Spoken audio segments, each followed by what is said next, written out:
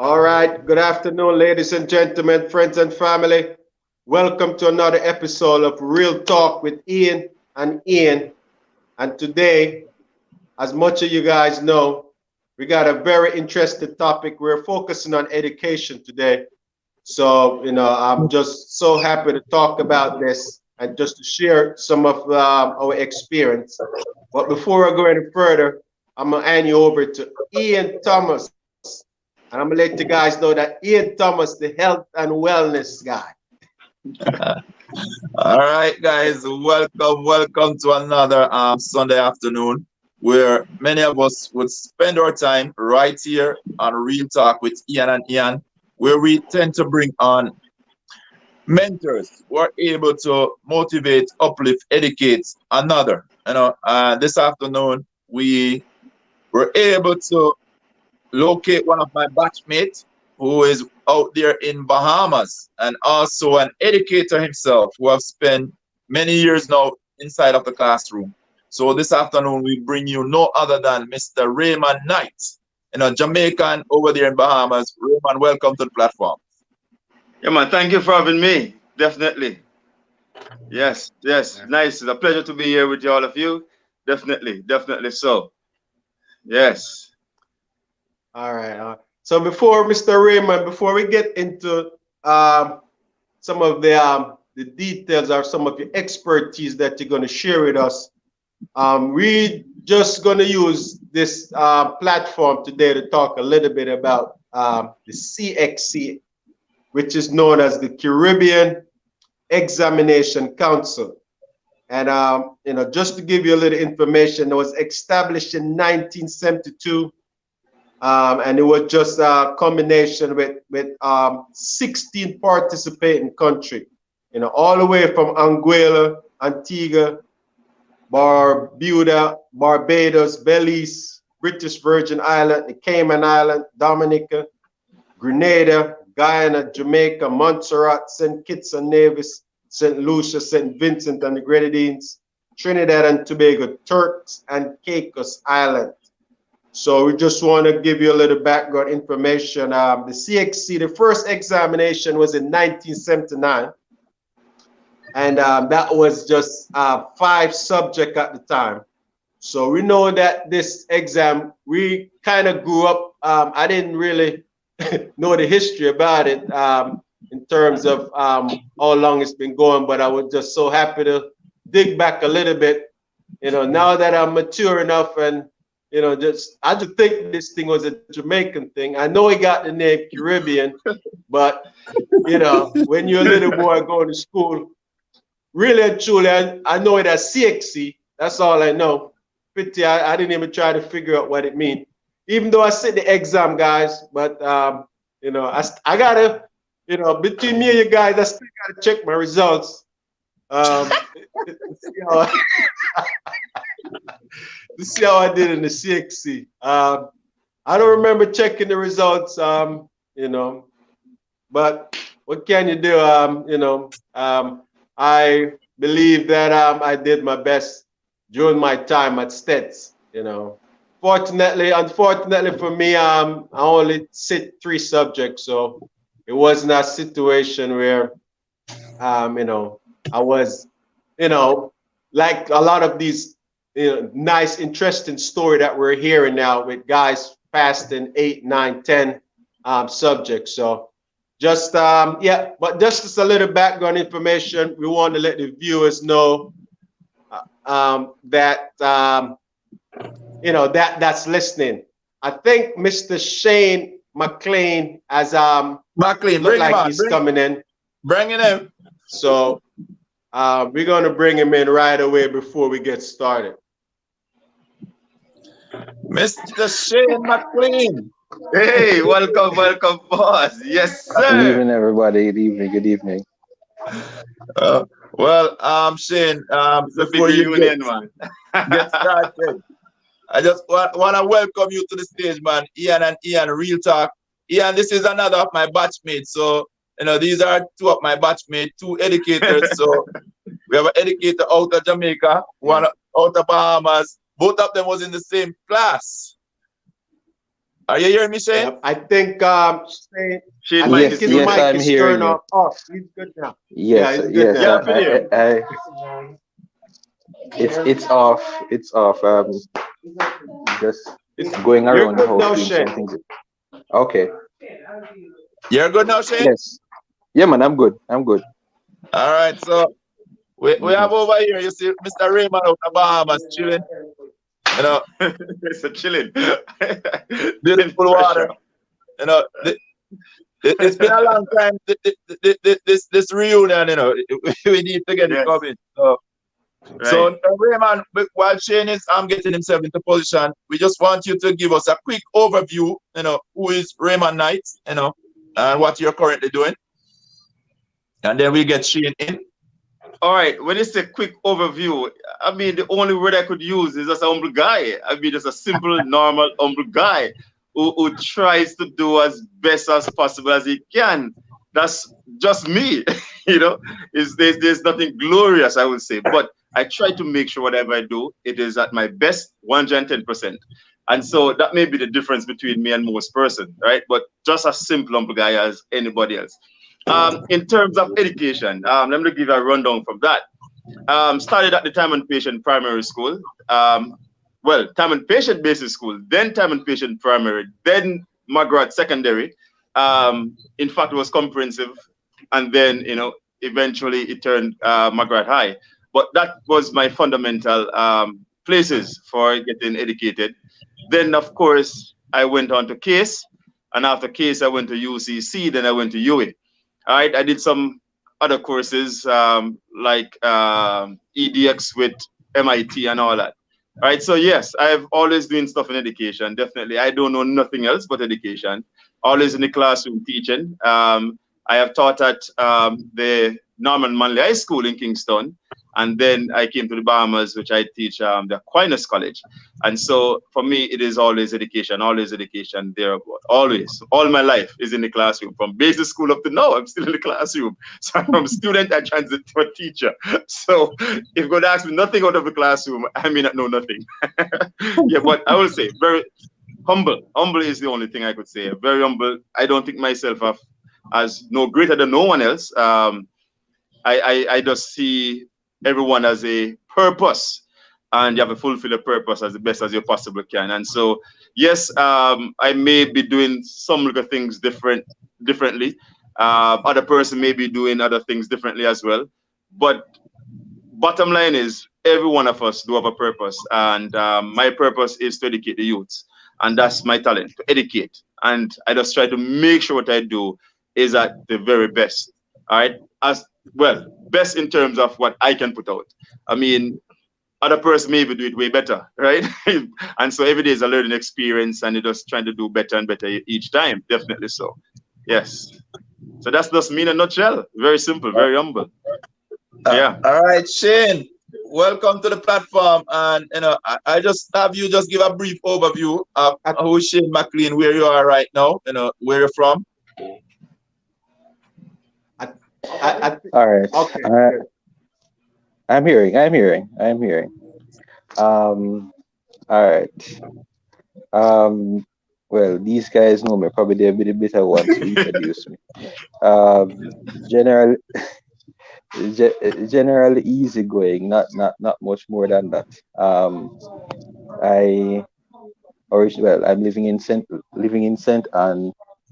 Um, work at a high school in St. Mary. Um, as I say, like Raymond, the only thing I've done since I left college in terms of work is education.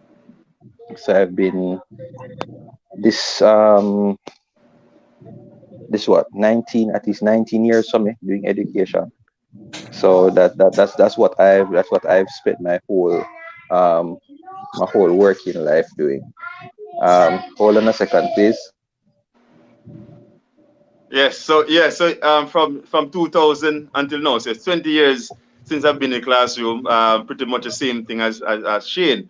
And so yes. Well, one point I would say, actually, I'm a marker for CSEC. Let me just make a correction for that. It was formerly CXC, but no CSEC. They still use CXC definitely as a general name, right? But the exams are pretty much CSEC. All right, and so yeah, I'm a marker for physics, definitely for them for quite a number of years now. All right, yeah, quite a number of years. I can't remember when, but it was way back. I would say, Yeah. yeah. So yeah, Right. I have some experience in marking. I've been experiencing being around persons who mark as well, persons who do curriculum and so on. So definitely have some experience in terms of the expectation, what they're looking for, in terms of you being able to answer certain questions, or when they say you pass, what does it mean to be passed, right? So definitely, and so on that note, I could say congrats to the students who have done extremely well under such adverse condition, staying home because of COVID and all of those things. So it is a lot of work that I know have been placed into it, and so I must say kudos to those students who have passed a lot of subjects based on what I'm seeing so far. And I know some parents are extremely proud because the results this year are seemingly really, really good for the most part. All right. Yeah. So sorry about that. So and I concur. Well, I actually started. I think Ian was saying that actually started teaching 2001. So I didn't start in the classroom until 2001. Well, in the government school, I did a short stint at a private school before that in 2000. Um, I have the majority of that time has been in the high school level up to CSEC level, fifth form level. Um, so that's where I have been working in the various areas. I've done agricultural science, integrated science, human and social biology, at up to the CSEC level. Have taught varying subjects along the way during at all the stages during high school. Um, Educated in various parts of the island, went to primary school and basic school in Westmoreland, did high school in Montego Bay, did college in Portland, um, eventually living in St. Anno. So I've been quite a few places across the country. So that's basically me. Um, outside of outside of profession, um, I can speak as well from a standpoint of a parent inside of this particular situation. I'm married with 3 children, so we're trying to we're adjusting inside of this situation too. So we're not only myself and my wife both teach. So we're not only teaching, but we're also parents inside of this situation too. That's that in Yeah, summary. yes. That's us. Yeah, All right, Ian, we I would say kick it it's off. kind of an image experience because as well my eldest daughter, she sat some exams this year, so definitely, so I know the pressure trying to accommodate other students as well as trying to accommodate your own child. So it's a kind of difficult situation, and definitely she and I understand this the struggle, if you may say, right? And so definitely, and there was somebody who actually made a comment. I think it was Veronica. I must say, congrats! I mean, 10 out of 11. That's big thing. 11 subjects and pass. That's awesome. That's great. Yeah, that's wonderful. And so, congrats.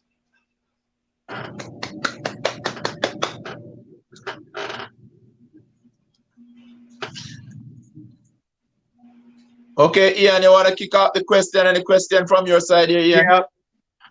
Oh well, yeah. Just want to yeah, just so happy to have as I said, both of you guys on the program again.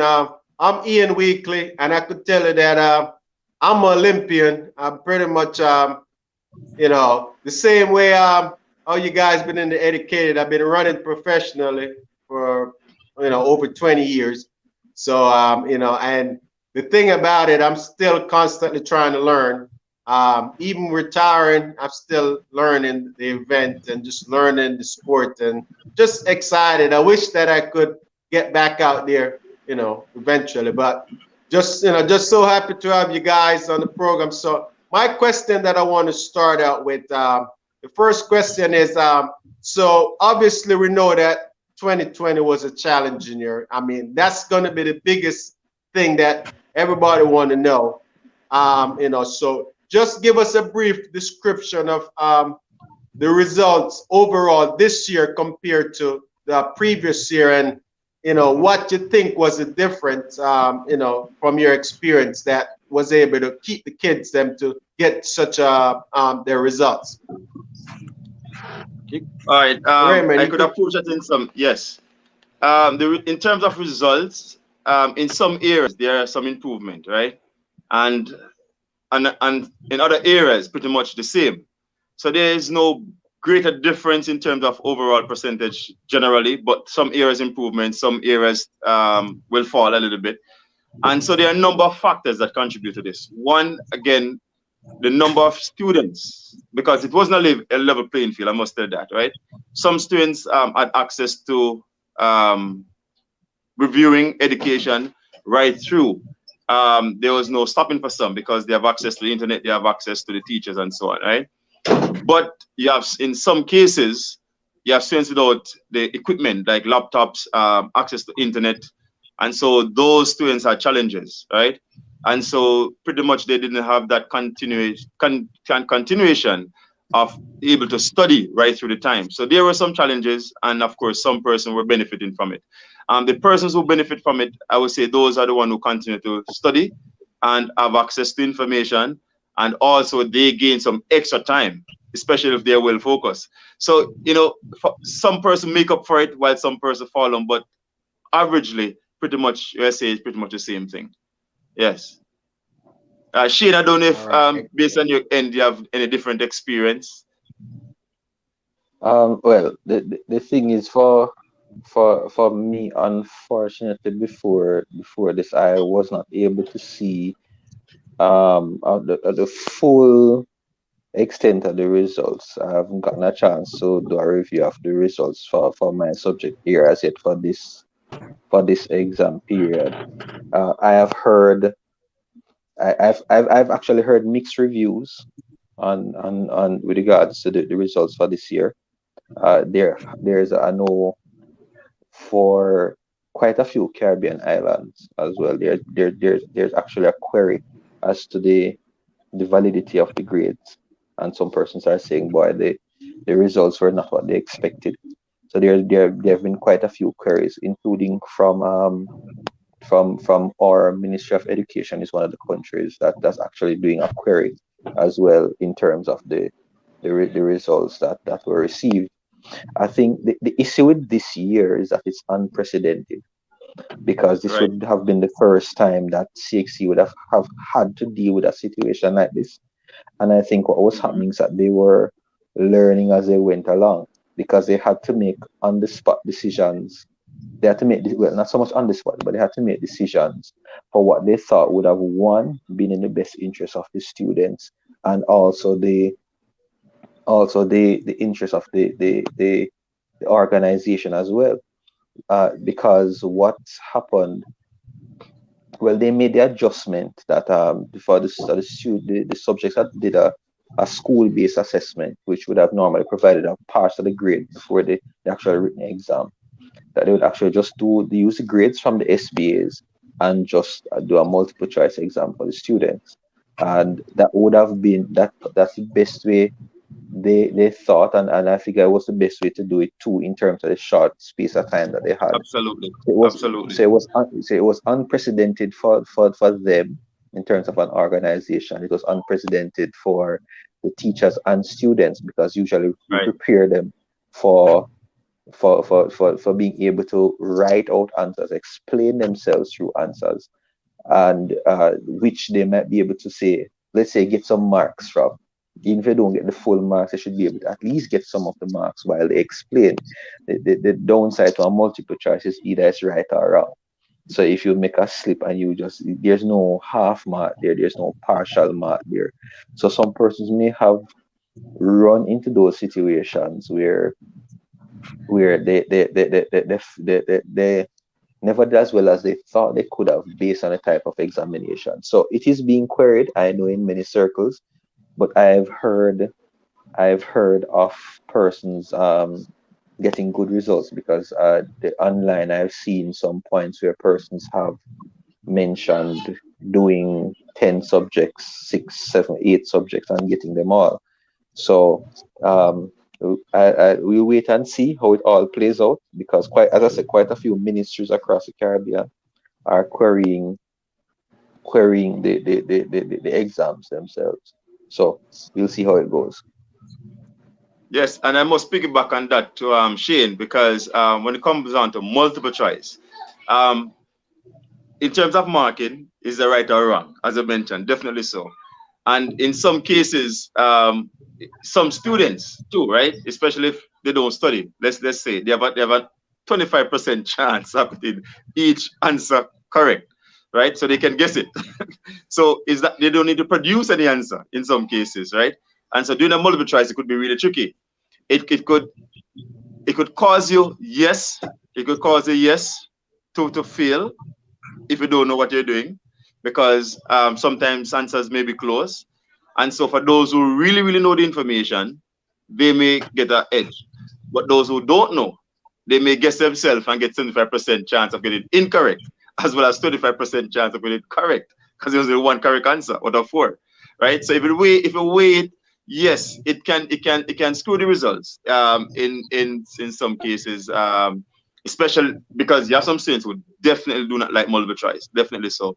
And there are others who love multiple choice because once they see the answer, they will know what the answer is, right? And so it kind of, for some persons now, we kind of trigger back the memory to say, okay, yeah, this is information, and hence able to produce that answer. But as Shane mentioned, and has been a marker as well, while able to express your answer on a piece of paper, it is a bigger thing because guess what? You may not produce the full mark, let's say a 4 point question, but you may produce 2 marks out of four, or even 3 marks out of four, and eventually those marks add up. And so sometimes some persons are better able to express themselves, while some persons, for multiple choice, they may easily well choose the answers as well. So it goes two ways, definitely. But doing a multiple choice alone, it can be a very dangerous thing. It can be hard. It can be really, really hard. It can be extremely hard. As she had mentioned, that's only one right answer. So you're right or you're wrong. Yeah, so definitely, Shane, I agree with that point. Yes. Hmm. Awesome. So I want to give a shout out to the as I said, Miss Veronica Dunn Fagan.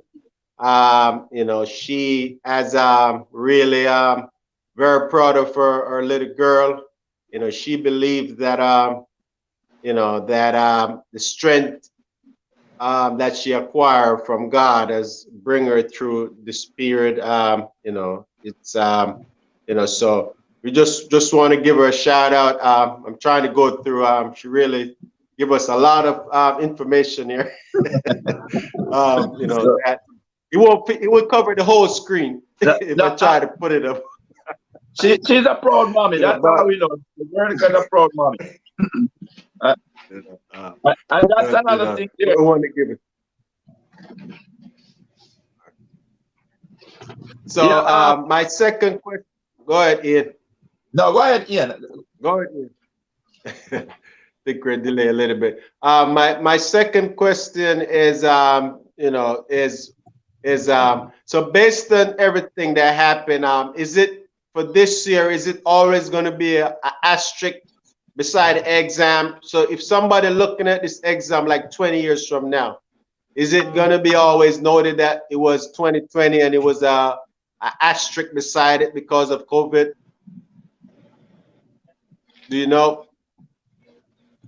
All right, I'm not sure what they'll do with regards to it. However, I think as I said before, because the students would have had to do some of the work in preparation for the exams, and they had to submit the grades before, there is validity inside of that because whatever we do as a teachers, they are once it's done and it's submitted, they have to be they're going to be remarked again by the examining body just to give validity to what has taken place inside of the school. So in terms of the school-based assessment that we send up the grades for, we have to send up grades and samples so they're able to reassess them just to make sure of what we are doing as teachers. So that's one. And Two, as I said, multiple choice exams are valid parts of examinations. As Raymond mentioned, there are pros and cons to whichever method you use. There are pros and cons in either way, but I don't think I'd, I'm sure it will have an asterisk because of the nature of it.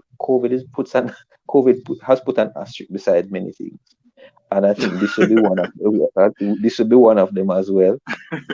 But the reality is that the students had to, well, the entire education sector had to fight through a lot during this time between, and I'll speak in the Jamaican perspective at this point in time. There may have been persons who had, once we went online for school, in March, and we were online all the way through to the start of June, and we did some face-to-face classes in June. But in terms of from March, so what you have is that the persons would have to, one, have the devices, two, have ready internet access. And those two factors played a major role in some persons not being able to get as much of an access as they could have. And access to internet maybe was due to various things. It could be affordability, because where I am, a lot of the persons that may be on this side are connected to the tourism sector.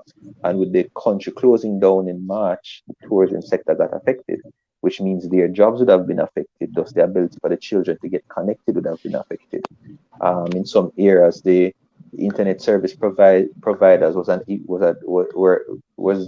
issue in some areas. So there are various things that went through. Whatever it is, whatever asterisk was placed, this was a trying year for everybody and all parties involved. And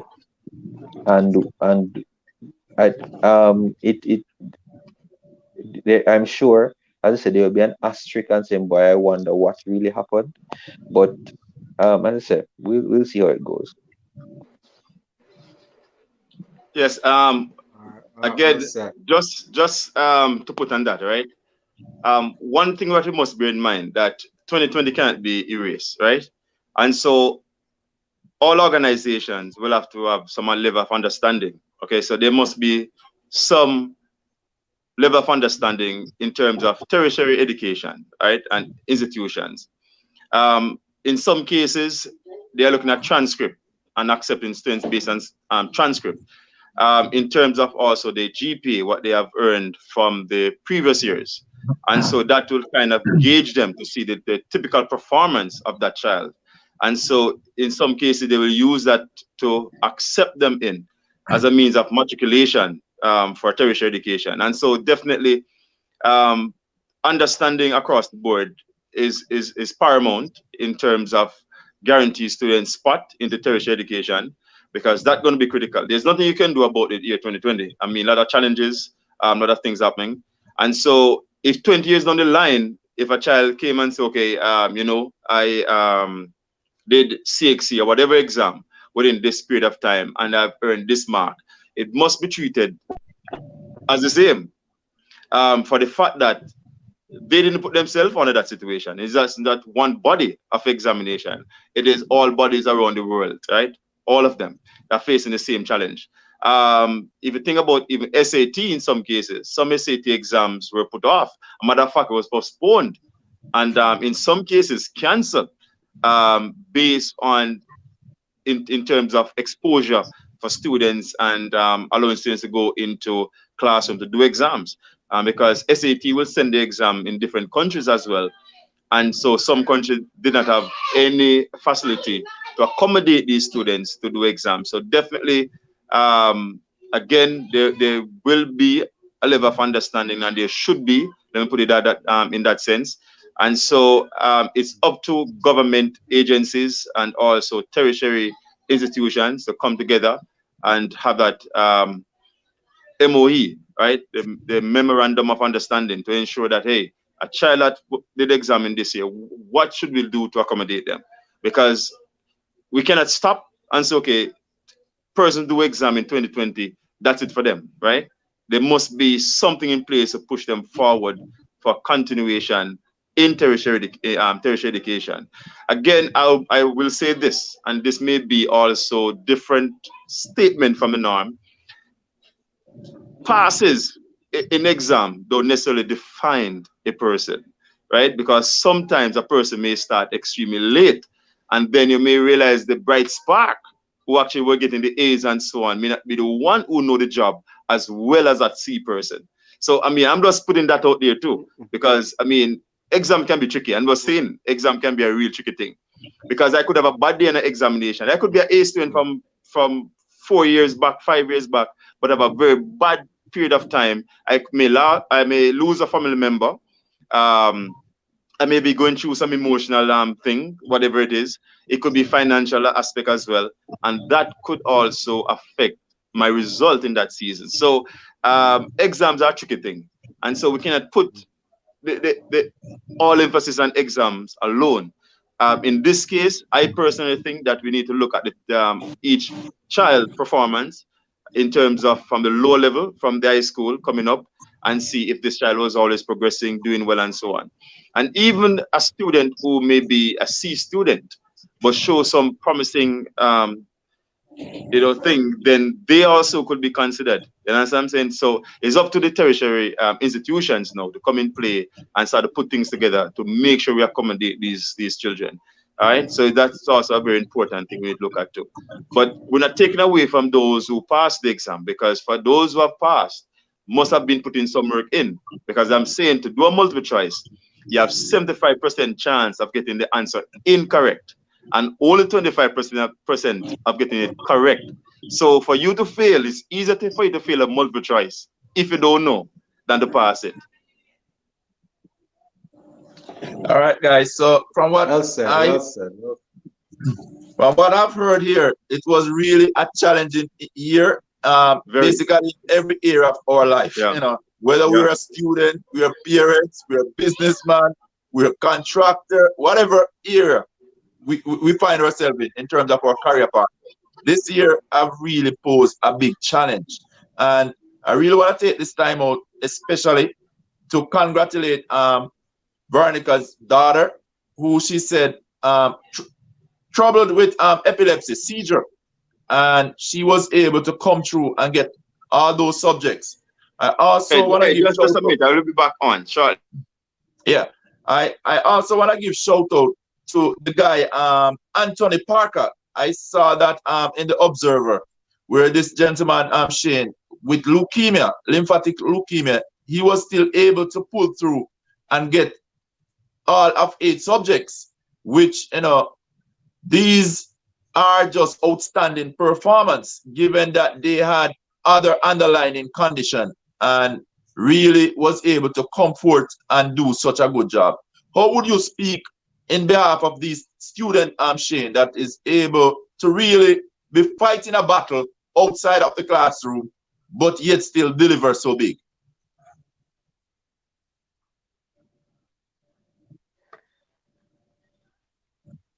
One of the things that I think with regards to students, um, student they don't do it alone, and that's one of the first factors I think comes into play. They don't do it alone. It's a matter of from there has to be support from primarily from the home in some way or form. And even if it's not from the home, many times there's another source that actually helps as well. Um, it also will take a certain amount of their own motivation to be able to push through all these varying things. I can't imagine what it is like to be in that place, having all these factors dealing with, and then having to think about the pressures of exams as well. So I think for the students who have battled through all these varying situations, having to deal with the varying challenges, and having done well. I'd have to give a lot of kudos to them. And what I'll also add inside of this too is that there are some persons who have had their own situations and they may not have done as well as they wanted to, even though they tried. Um, and I would say, as I was saying, even to a set of my students the other day, it is not the end. If even if you do not get the results that you desired, it is not as if it is the world has come to an end. There are still steps that can be taken. There's still progress that can be made. Small steps forward still equate to moving forward, whether you're moving forward quickly or slowly, you're still going. So I'd also encourage those who did not get the results that they desired for whatever reason. And I'm not here to judge whatever the reason is. Whatever the reason is, you now have a chance to actually say, well, we can actually, from where I am now, look at how I can step forward to produce what it is that I want to try and produce something else. So I'll encourage those persons as well. So as I said, all kudos to all persons who pushed through and did very well in whatever areas they did. But even if it didn't happen for you this time, I'll encourage you to continue. It will happen. Did you hear the question, Raymond? Yeah. Thank you, Shane. That was well said. Awesome. You know. Yeah, No, I did didn't. you I hear didn't. that? No, no. All right. I was saying I really had to give thumbs up to Veronica and her daughter in that she was going through basically having other condition out of the classroom, epilepsy, which is seizures. And Right. she was able to push through all of that and came through with 10 subjects. I also saw in the Observer where this guy, Anthony Parker, who he suffered with lymphatic leukemia, and he still managed to come through with 8 subjects. I wanted you guys to speak on it, in terms of a student that is able to do such, what do you think that resulted in give that result even with the condition? What could have contributed to that? All right. Well, let me tell you. All right. There are many lens to it. Or many eyes you could look at this side. There was something I wrote yesterday, right? A matter of fact, I was doing an experiment with a green apple, right? And I tried some seeds on the outside because this is tropical climate, right? And I put some in the fridge. Those in the fridge grew. Those on the outside with fresh air and so on died. And so sometimes things will grow in harsher conditions than in moderate or favorable conditions. And so persons who may have challenges sometimes will push harder because they know they have something to fight against. Those who may not have challenges may take things for granted, right? So sometimes you may see. I even saw a video this morning with a guy with no arms have what is that? It was a pickaxe, right? Digging ground to plant corn. So it uses his feet to scratch a hole, use the pickaxe to dig a hole. And so, yes, persons who may have challenge may have more reasons to fight harder and hence may even get better results. Not to say those persons who do not have challenge will not do well, because it's all about self-determination. And if you're determined to do well, you will do well. Sometimes you try really hard and you don't make that mark, right? And so there's always second chances, always more chance to go ahead and keep on going and keep on going at it. And so for me personally, I will say, if you try it and it didn't work out as how you desire it, then I'll say always push yourself to go further and keep going. For those who had challenges and did extremely well, I must say congratulations to those person. Kudos. And of course, you have my respect and my hat. Well, I don't have on a hat, but yeah, my hat is off to you. Definitely. Because it is something that it must be recognized for person with challenges and doing extremely well. It is something great. It's something marvelous, something that you really have to highlight. And so, yes, for those persons who had challenges, whether it be financial, whether it be health reasons, whether it be equipment or just the gadgets, or even trying to reach out to your teachers maybe, and you're unsuccessful in terms of reaching out to different persons for help and so on. Maybe you don't have the resources, maybe you don't have the family support. And I must say, once you have done well on these conditions, a matter of fact, for the mere fact that COVID was there, that's a challenge in itself. And for the kids to do extremely well, I must say that's a great feat, right? So definitely, I agree. Based on the part that I catch what Shane was saying, I'm agreement to that 100%. Always a second chance. Always chance to push yourself and keep going at it. Not everybody will get to the same place at the same time. Some will win a race in a couple of seconds. Some will take minutes to win that race. Some will take years to reach that same place. Sometimes a person recognizes their true potential when they are 60. Matter of fact, some people recognize their true potential when they're at their bed. And so definitely, everybody will not reach it at the same point. And so definitely, so 100% in agreement with what Shane said. Definitely. Yes. All right, guys. Thank you, Raymond. Thank you, Shane, for such answer. It really shed a lot of light there. Another person I want to give shout out to was a lady. She actually sent me her daughter photo. We put together a video. Miss Kayan Dixon and her daughter Samantha. She said to me she could not be more proud of her daughter, knowing she was a single parent. She was the only one battling with this to send her through school, and also, to see that she had not wasted her money. I just want to ask you guys, how much of this you see in the classroom where single parent, pushing to send that one child to school? How much of a challenge it is for such a child and to come through so big? Are we really just here to give thumbs up to those kids that have done well, really, and to motivate those which we are doing who didn't do so well?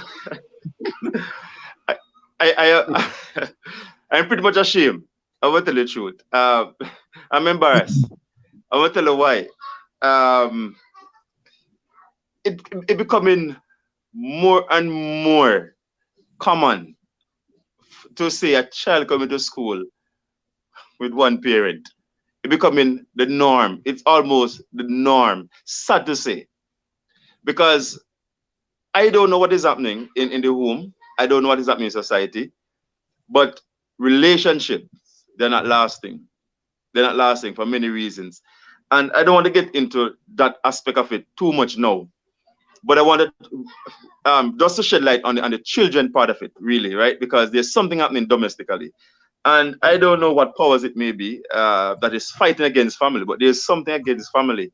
And we need to put a pin into it real quick, right? Drive a nail into it, a matter of fact. Not just a pin, but a nail into it. We need to figure out, because the children are suffering. Let me just keep my focus on the children right now. The children are suffering, especially when they are one parent in most cases. Yes, some of them rise above the challenge and do extremely well. But if you have a household with two parents pushing one child, let's just apply some physics to it, because all of us could relate to it. If you do have a wheelbarrow, right, apply only 10 Newton of force compared to 40 Newton of force. That wheelbarrow going to push so fast and so hard. If you want to lift up a bed, if one person lift up a bed compared to 4 persons, you're going to move quicker and better. So if you have 2 parents behind one child, pushing that child must propel to greatness easier.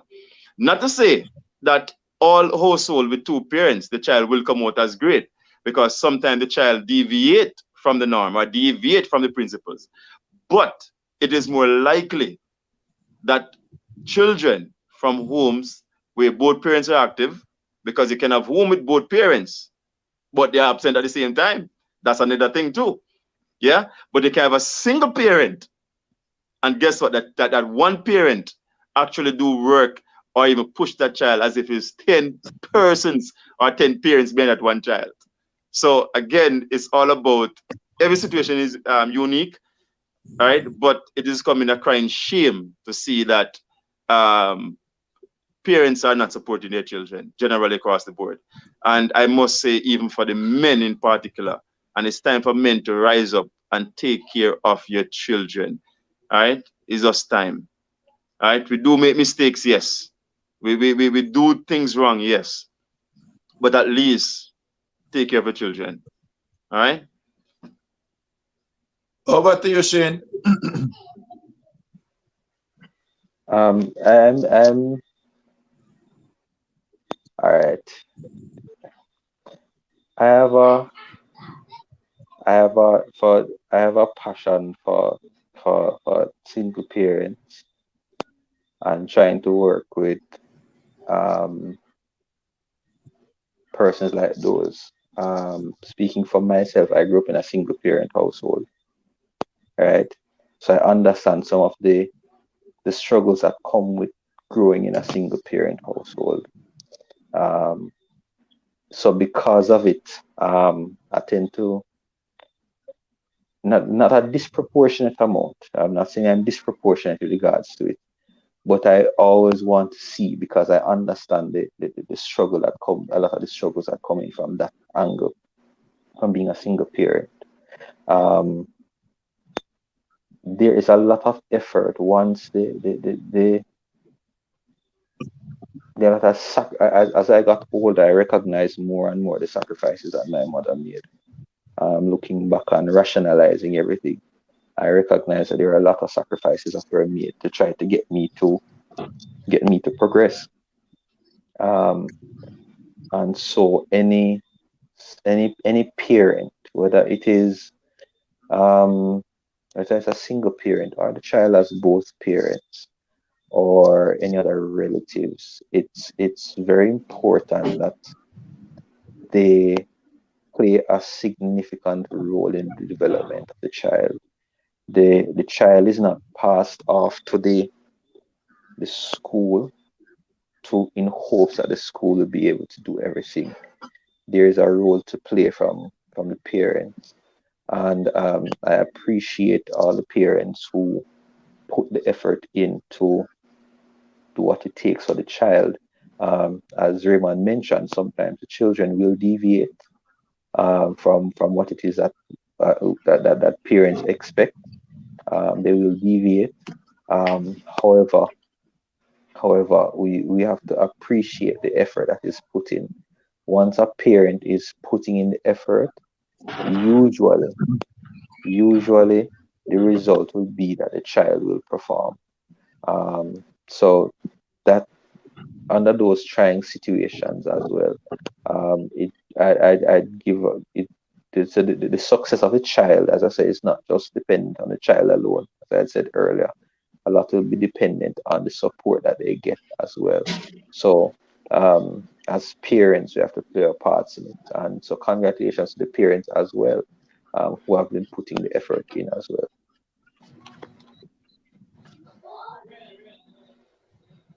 Back to you there, Ian.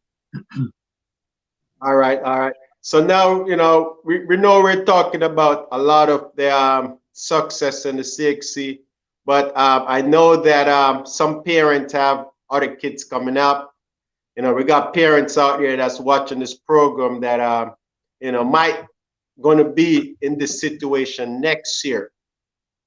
So my question would be, how could a parent become more effective in what advice would you give to a young parent to be more effective in the child's life, in high school or in primary school or anywhere? What advice? Just tell us how important it is as a parent when they're involved, how much success or how much better than you see the kids' performance or learning while in the classroom. You go ahead, Raymond, first. Okay. All right. For a parent to be involved in his or her child's life, it is extremely important. I'm gonna tell you, it's extremely important. The advice, though, in terms of you want to ensure that your child is doing extremely well, is first you have to partner with the school and also with the teacher who is involved in this child's life. Um, it should not be a case that you're listening out for the negative things. It should be a case that you listen to understand what is happening. And so once you can understand the school's perspective, and also the teacher's perspective, and also the expectation of the school and the expectation of the teachers, it is quite important for you to form that partnership and form that bond. So therefore means that if a teacher is saying A and you're in agreement with A, you're also saying A as well. Rather than creating a kind of an antagonistic type of pull, you want to make sure that you, the school, the teachers are pulling together and your child is on board in that sense. And so that is the best advice I'll give for any young parent right now. Make sure you partner with the teacher. And when I say partner with the teacher, make sure you reach out to the teachers if you don't understand certain things. If the instructions sent home, if the instructions are not clear, then it is your duty to try to contact the teacher as quickly as possible to make sure that you're on the same page. If you realize differences in behavior within for your children, especially those teenagers, um, reach out to your school, reach out to the guidance counselor, reach out to pastors or elders in the community. But it is best for you to take part and try to understand. Do not listen to say, okay, um, if a teacher do this to your child, whatever it is, once you start talking those type of things, that means you're looking for the negative to happen. So I'm saying start by looking at the positive first. Think about the school is there as an institution to provide education for your child, and then go and talk to them and see how you could be a part of that whole community. Most times, parents who are actively involved in school community, whether it be by PTA, whether it be by even meetings, whether it be by assisting, whether it just be going there randomly to check up, or even ask for special requests for meeting with teachers, just to check up on your child to see your child is doing. And the child is not, you're doing that, then the child will most times make an effort to even do better than what he or she is doing. And so, bottom line again, the best advice I'll give any young parent right now is create that partnership between you, your child, and the school. Bearing in mind the teachers as well. I agree with Raymond. I agree with Raymond with regards to that.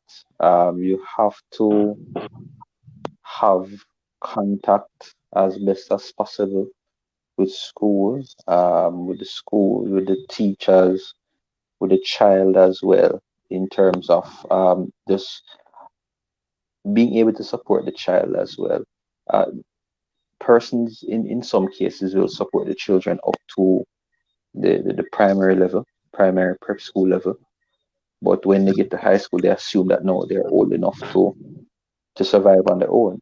When in reality that the child is going through an adjustment period in their own life too, because they are physically changing, they are mentally changing, they are emotionally changing, and in the midst of that, they're expected to perform in the same way that they were doing before in school. So there are a lot of factors that come into play as a child develops. So it's not just the academic perspective that is also affected. All these other areas have an impact as well, and the parents have to, as I said, play a part in the midst of everything. It is not left to somebody else to cover.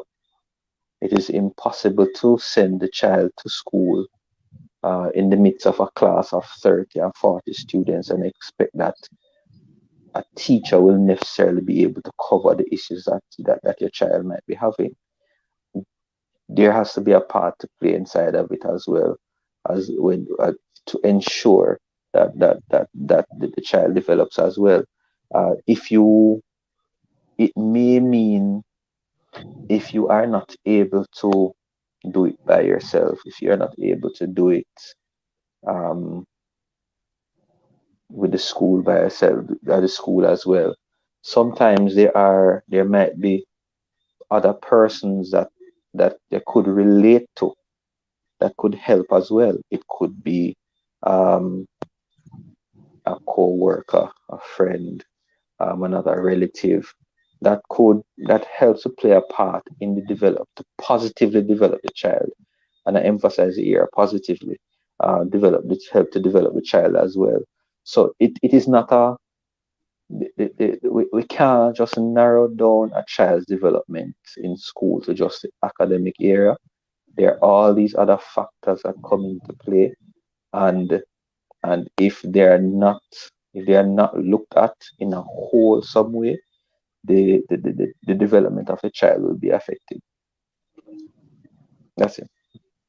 All right, excellent, excellent. So, guys, just want to recap what you're saying that so important for parents to be involved, and have a strategic planning with while the kids are going to school, how they can support and work partnering together, because it's all about a partnership.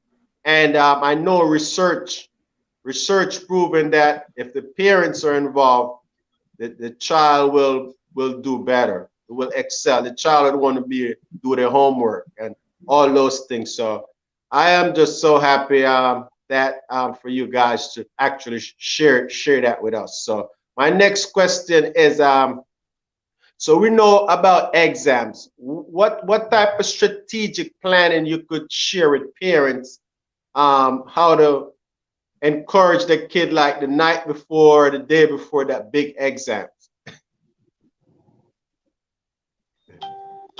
The first problem is trying to start the night before. On That's the first problem. The the board.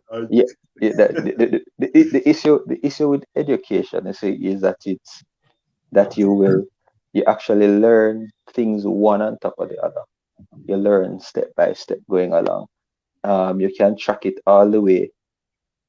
You can track it all the way starting from kindergarten coming right up. When you're in kindergarten, they draw one lollipop and another lollipop. So now you have two lollipops, and you gradually work your way up to just using digits. 1 + 1 = 2.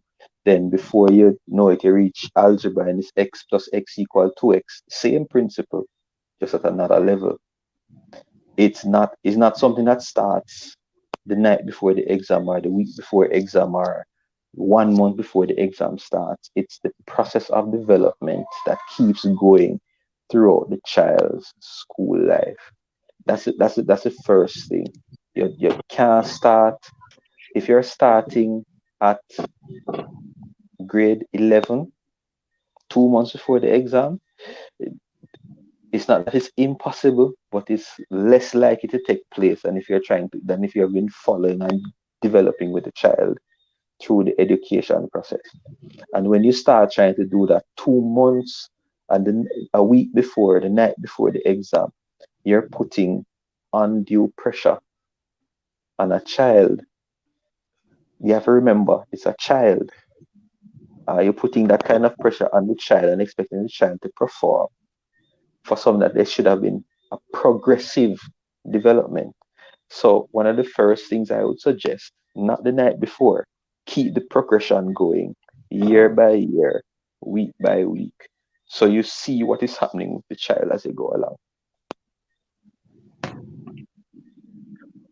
Well, actually, I guess I didn't explain myself, but it's from a mental standpoint, just how Oh, to men. prepare for that. All right.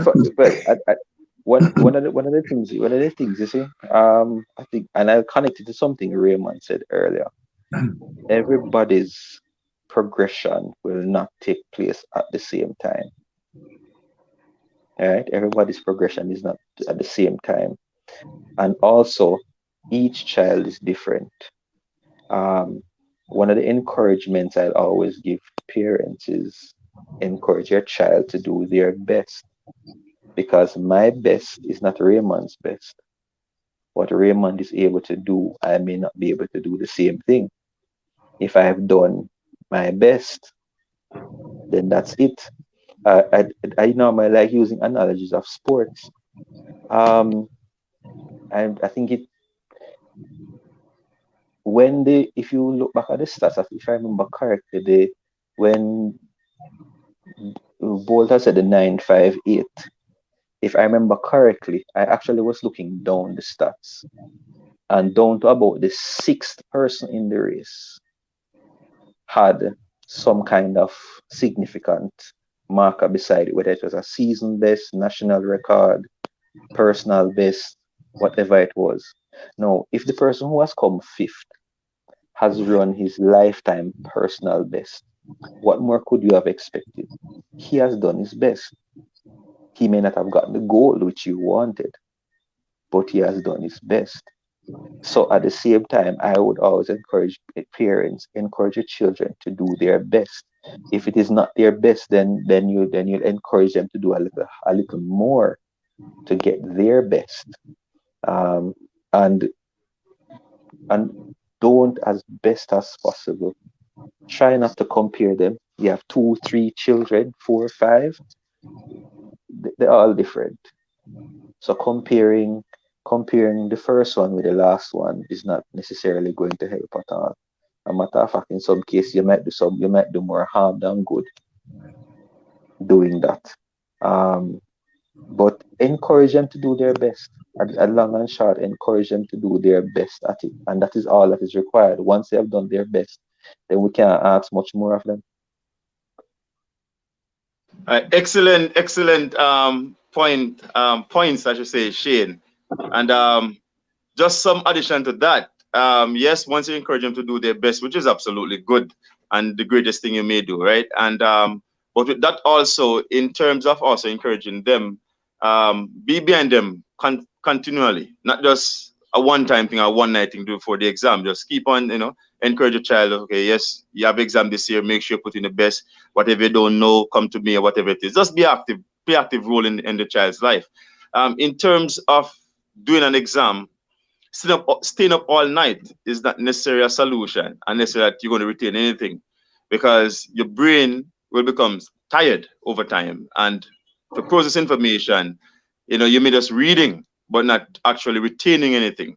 So do not try to burn yourself out the night before the exam. That time is supposed to be the most relaxed night, where you sit down, just review lightly, drink plenty of water, and make sure you rest, because the night before the exam is when you want your state of mind to be absolutely good. Because once you start to pressure yourself the night before the exam, you go in the exam, you're tired, and you ever tired till you get nervous yet? Lack of sleep, you just feel like you're nervous. And so that your body start sending signal to say something is wrong, because it's fighting against something that is abnormal. Lack of sleep is abnormal. If you look at the pattern of a baby will sleep most times than he or she is up. And that is telling that the body cells need to repair themselves to make sure they're energized enough to reserve energy for other active processes. And once you use up that energy, just sitting up watching TV all night or just reading a book all night, it is not helping you one bit. It's actually killing you. And when I say killing you, I mean literally. So let parents be warned. It is literally killing the child. Stay up all night to study right through from 6 o'clock till 5 o'clock in the morning. That's foolishness. Take it from me. It can't work. It will not work, and it can't help. Best you get some rest, get some time, get some water, and so on. All right. All right, awesome. So, guys, as we hear, it's so important to get a lot of rest before exam. Drink a lot of water. I mean, I'm an athlete, and it seems like those are the number 2 requirements. So I guess, in order to, just from a scientific standpoint, that the better your brain is rest, because if it's not there, it's not going to come overnight, because, so we just so happy for you guys to let the parents know that. And, I got one more question, and I'll put you over to Ian. So in terms of the kids that did not did not get the results that they wanted, what advice would you have for those kids?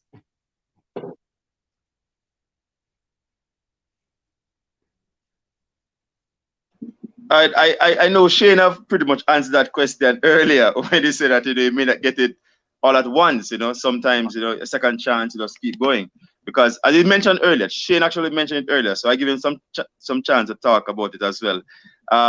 It is not the end. It's not the end. It's really not the end. And everybody will not get the result they need at the same time. You know, something you try to build a house, for example, and you realize, hey, when you finish, it's not this what you really want. You want something different. So you go again and you go back to the drawing board, you go back to the blueprint, and you go ahead and you do something different.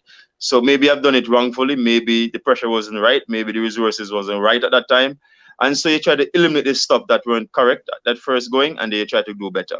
If you know what's just you as a problem in terms of not preparing yourself, then you make sure you put effort in this time. All right, so Shane, you can continue with that. Yes, it one of the, if you never did well, um, one of the first thing you have to do is do an assessment of the situation. It has to start with an assessment. Um, what is it that could have gone wrong? What were the situations that came in that came into play? Um, Personally speaking, I have my own feelings when it comes on to school and education. And as I said, in terms of reflection, is one of the things that I took the time and had to go through. And in some cases, I set out to prove something to myself in some of those regards. You have to be able to assess and give real talk. I'll give my own example. I never did as well as I could have. When I was finishing high school, I never got the subjects that I wanted to, and I recognized why.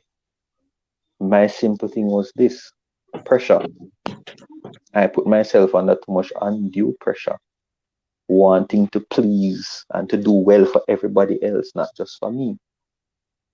And thinking about, well, if I don't pass, what is going to happen to me? Thinking about, why will I be able to get a job? I put myself under a whole heap of pressure.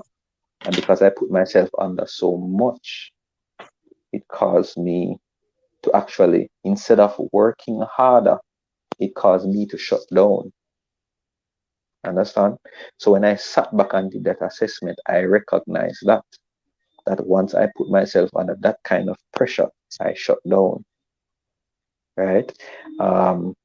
So then the thing is doing an assessment. What works? Did I go too hard? Did I go too easy? Didn't I put in enough time? Do I need to get more help? That's the first thing. An assessment of the situation, a realistic assessment, not a casting of blame. That's a difference. Not a casting of blame. I just realistically looking at the situation. Where am I? I am here now. How do I step forward from where I am? All right. So I had to go back. I had to do evening classes after I finished high school before I started college. Right. So I had to do that too. So when I said earlier that it is not the end, you can continue. I know what I'm talking about. I have had to go through that. Right. That was my situation. Everybody's situation is going to be different. Right? Everybody's situation is going to be different. For me, it was just pressure. For somebody else, it might be a family situation. It might be finances. There's a myriad of situations that could be in it. But as I said, assess the situation, and then you have to determine, where do I go from here? And the parents as well have to play a part in it, because the reality is these children, and I'm emphasizing the word children, did this major assessment, did this major exam. It's a major hurdle, and they're wondering what next to do. You have to help them through that, because at the end of the day, they are children. They might go on like them big, they might behave like they're grown, because it's a part of the hormonal development that they're adjusting. But at the end of the day, they are still children. So parents as well have to play a role in terms of helping to progress them and move them forward, because a child may not know the best way forward. Um, we talk about case.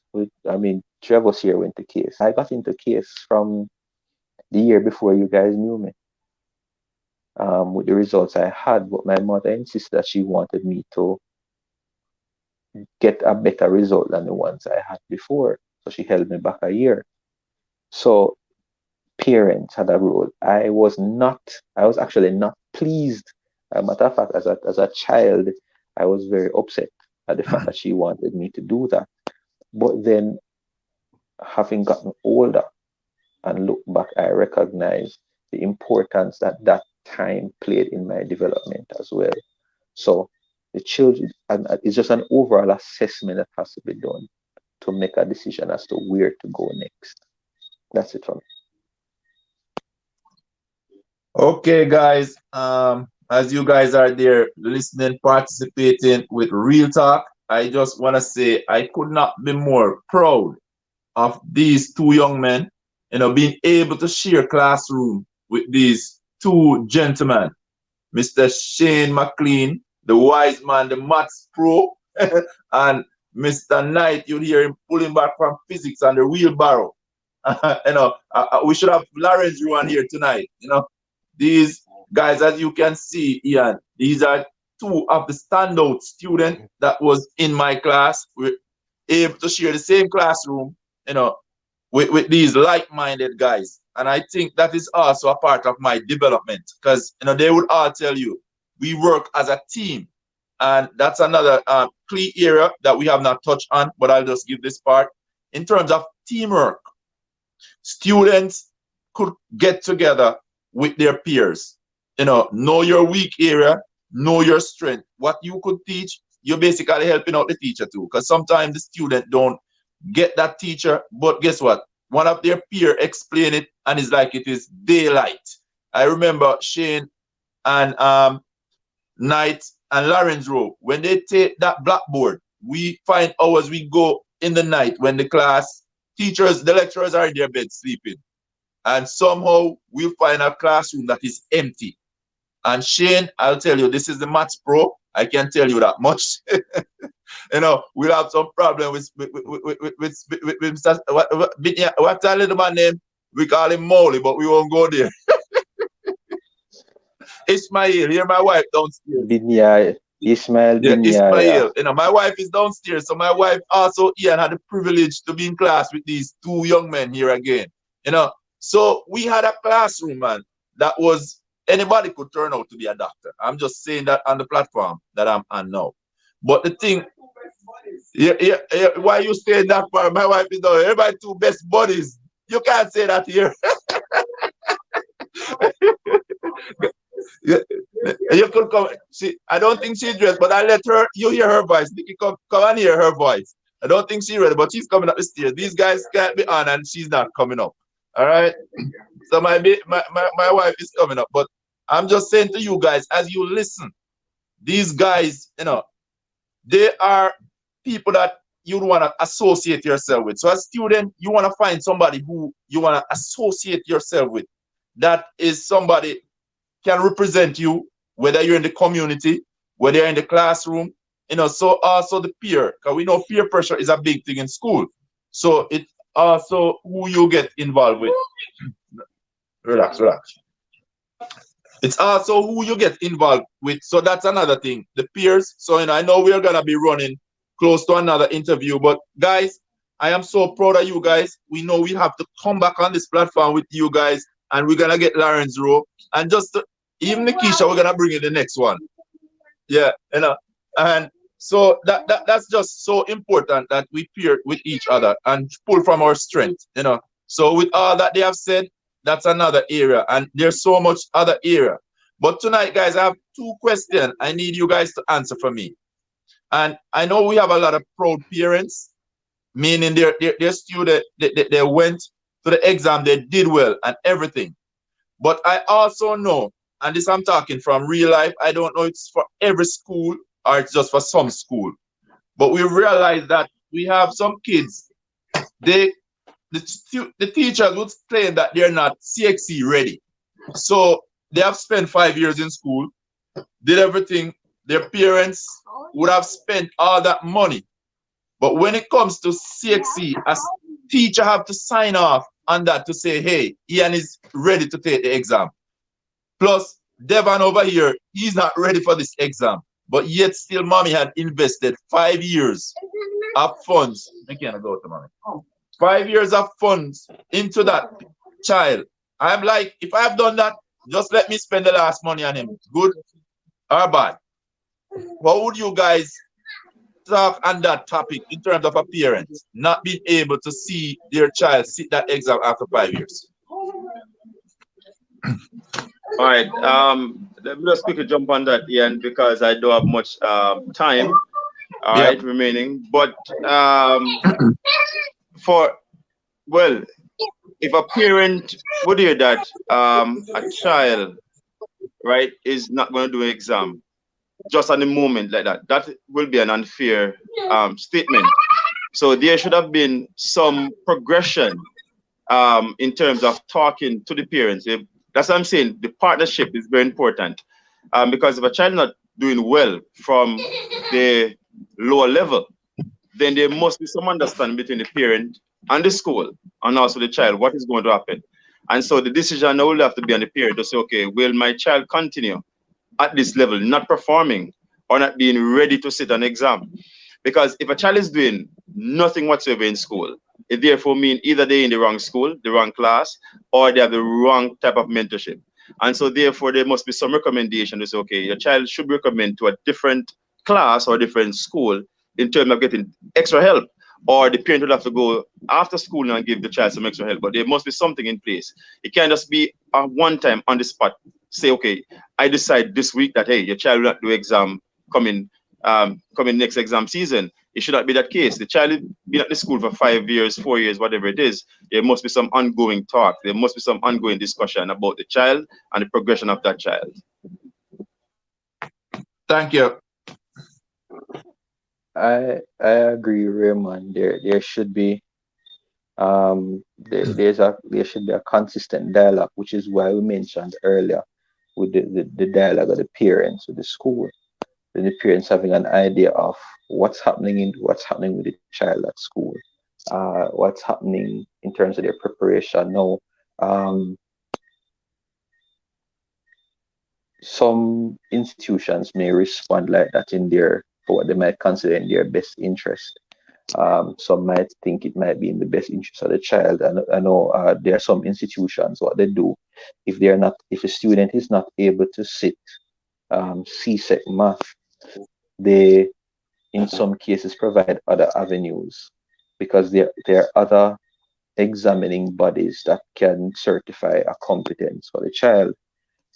We just automatically assume that CXC and CSEC or CXC exams overall, CSEC for up to fifth form is the only avenue. But there are other examining bodies. So some schools will go that route.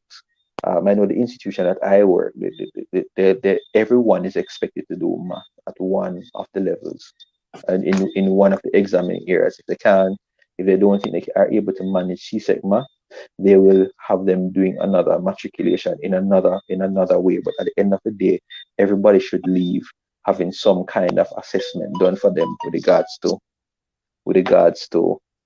math. The parents themselves will also have to know too, because I know of situations where a child, and I'm speaking for this particular school year that just ended. I know of a child who was not recommended by their institution to do a subject. They were not recommended to do math. However, the parents felt that the child could do it based on their interaction with the child and recognizing how the child works. So when you go back to the parents being involved, they recognize how the child works and say, boy, these things we can get past if we just put a little work into it.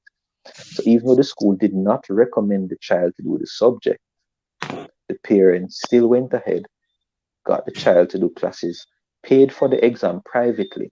So outside of the context of the school, the child got a 1 for math Wow. based on Wow. based on based on what the parents saw, based on what they're able to do.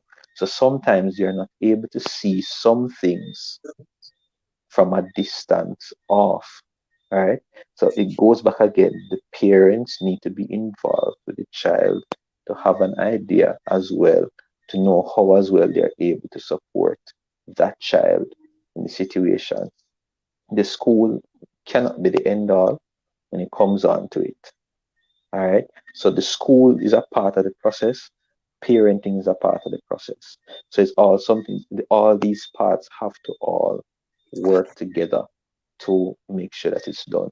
As Raymond said earlier, a child cannot be a child that is not going to perform poorly all of high school and suddenly just shine at the end of the form. So at the school will make a judgment based on what the child has shown them and what they have seen as well in the midst of that too. So there are many sides to view this, but as I said, you have to. Everybody has to play their part inside of it.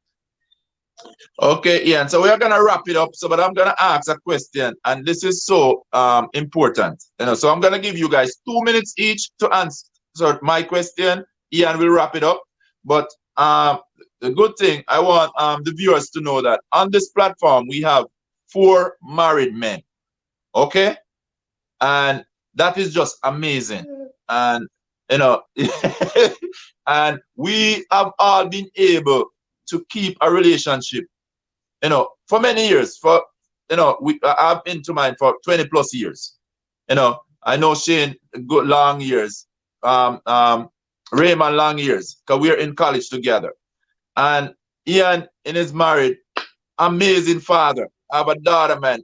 I want you guys to meet Ian's daughter. She's gonna be a professor in herself, all right?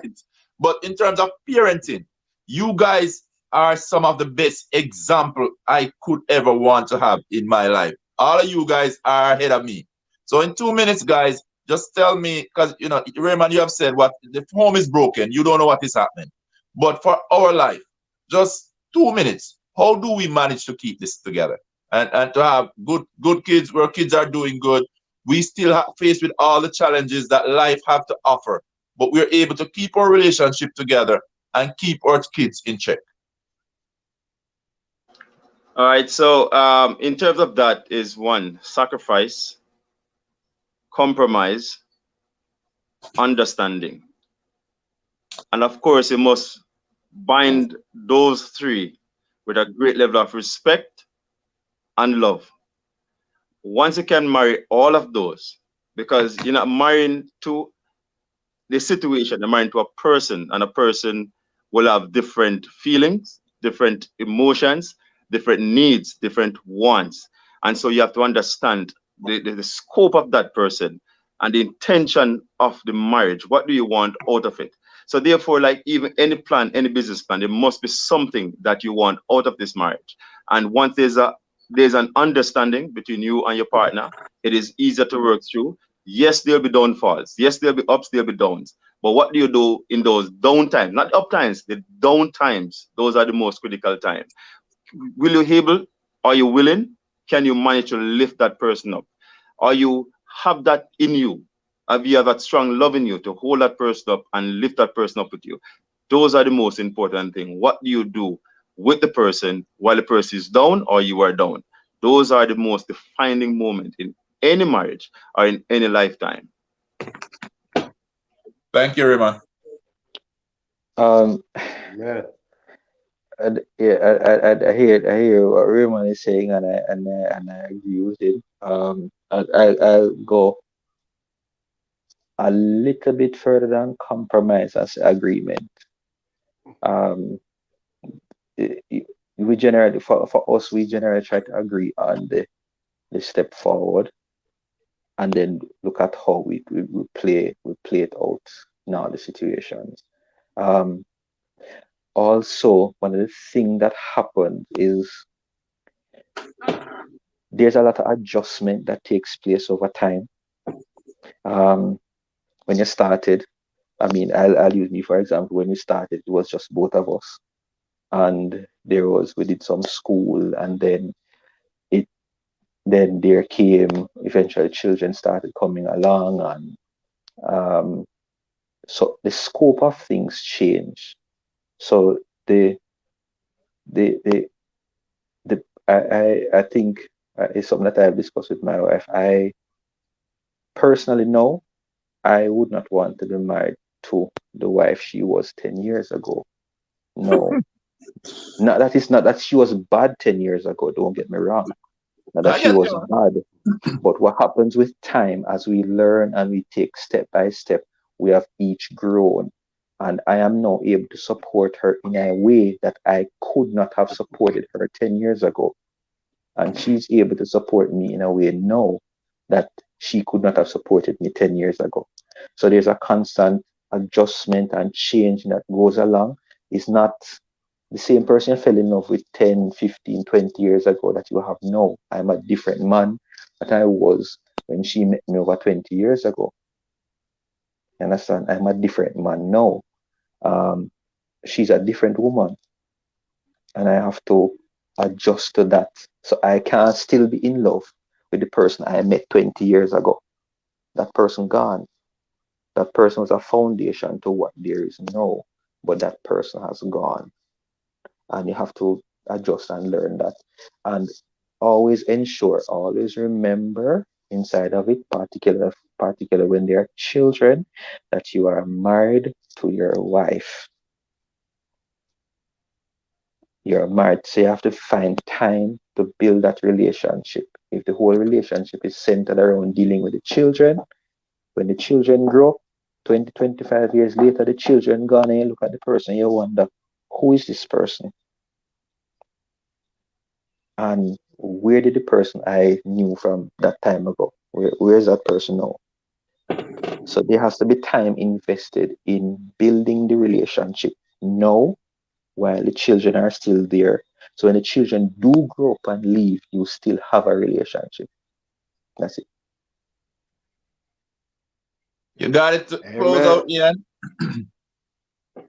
Well, as I said, just gonna make sure that I get some of these highlights of this program and make sure you send those clips to me so we could get some of these strong positive words with anything. But as both of you guys said, I'll just add a little piece, a small little piece in terms of just to collaborate with you that that the change going to be growth and change in any relationship and any marriage long term. So we got to prepare for that. We can't say, oh, you used to be like that, what changed and things like that. You got to be open to realize that things are not going to be 20 years ago. Situation changed, things change. Everybody changed. Even as men, we change. So some of our desires change, some of the things change. So just as I said, this was a real good program. I feel like we could bring you guys back on and do another Have to. program about about Relationship, family and marriage and relationship, relationship. family. Have to. Yeah, it's we're getting this thing. So so as I said, we want to talk. We want to thank all the viewers, Miss Veronica Scott. We want to give you a shout out, Miss Althea Brown. We want to give you a shout out for tuning in and share your comment with us, Miss Tracy Ann Bledson. We want to give you a shout out. Trying to make sure that Miss Kayon Dixon, want to give you a shout out for joining in. I hope that this program was a blessing and an inspiration to you guys. I thank you for the interaction that you did and for the comments. We will, respond to any question or any request, when the program is finished. And as I said, it's a blessing. It's an honor. It was really wonderful especially for me to share this Sunday evening. Thank you for your time. And as I said, we're looking forward to have you back again on the program. Keep up the good work. Guys, Thanks it for was having us. Yeah. Thank you. Thanks for having us. it was simply man. amazing, guys. Blessings. You guys take it home. You guys hit some home runs, and I know a lot of parents would have benefited from this in terms of the way they go back, interact with their child, being a student, just being a kid, and also about relationship. We were able to touch right across the board. And I could not be more proud of you two guys. I look up to you guys, two great fathers, two great family men, and you guys really have me doing the things I'm doing because I have somebody to look up to in terms of you guys. So nobody know, but I get the tips from you guys, man. Thumbs up. Love it. All right, guys. Take care. Have a good one. All right, have a good evening, everybody.